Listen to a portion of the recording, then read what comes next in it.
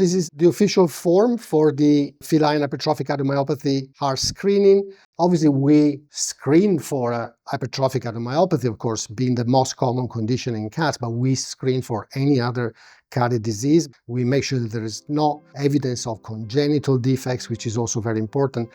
The HCM is an acquired disease, so we don't necessarily see in very young cats, but we look for congenital defects too. Then we take all the measurements of all the structures and the blood flows. We do recommend annual screening because the fact that it's negative today, it doesn't mean we'll be negative in the future. So we need to make sure that there are regular assessments in order to detect changes if they happen during time. So what we have here is the 4-chamber view. So we see the 2 atria, the left and the right atrium. Then we got the right ventricle and the left ventricle with the mitral valve, tricuspid valve. So this view gives us a very good overall view, overall idea about the heart structure and function. Here I'm visualizing the aorta. Very important here because cats tend to have very commonly dynamic obstruction of this tract here, which is a very common cause of a murmur. So what we do here, we put a color at this level to see any obvious turbulence caused by a possible dynamic obstruction. In this case, he's absolutely fine. And then I make sure there's no communication between the 2 ventricles. So we're looking for interventricular septal defects, which are, again, common congenital defects in cats.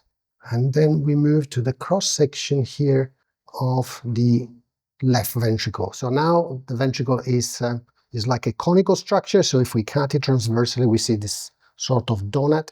These are the papillary muscles, which are part of the ventricle where the mitral valve is anchored, but we can also do a so-called M-mode to have a more defined idea about the motion of the ventricle during time. And we can also check the behavior of the mitral valve, because again, another common abnormality in cats is the systolic anterior motion of the mitral valve that we can determine, we can detect on this view here. Right now we are at the level of the base of the heart, so that's a cross-section of the base of the heart. We got the aorta in the middle with the 3 cusps. That's what we call the Mercedes-Benz sign because it's the typical feature of the closure of the aortic valve with the left atrium here. That's very important because we measure the size of the left atrium here. We got the tricuspid valve moving there, and then we got the pulmonic valve at this level. So we're going to interrogate the pulmonic valve with the Doppler. So this nice blue color indicates that the flow is laminar, is normal, and then we can add the post-Doppler. So now we go, that's the behavior of the blood cells leaving the right ventricle, going into the pulmonary artery, so accelerating and decelerating all at the same time. Very nice laminar flow. Right, we need to turn him. Hey, excuse me. Excuse me, would you like to lie down the other side? There we go. Hello, welcome back. Right, okay, so now we're scanning from the other side. So the heart is displayed in a slightly different position. So we got now the apex of the heart on the top rather than on the side, with the 2 atria on the bottom. So we've got the left here, the right here, and mitral valve, tricuspid valve, left ventricle, right ventricle, with the interventricular septum here. Every now and then I can see the aorta here opening in the middle.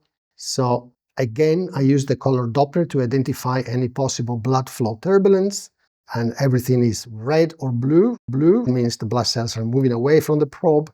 Red color means the blood cells are moving towards the probe, which is positioned at this level here. So every time I see red and blue with this particular color scheme, it means that the flow is normal.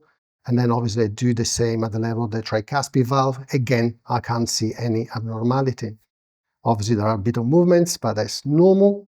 And now I can do the interrogation of the aorta. Again, very nice laminar flow with acceleration, deceleration of the blood cells all at the same time.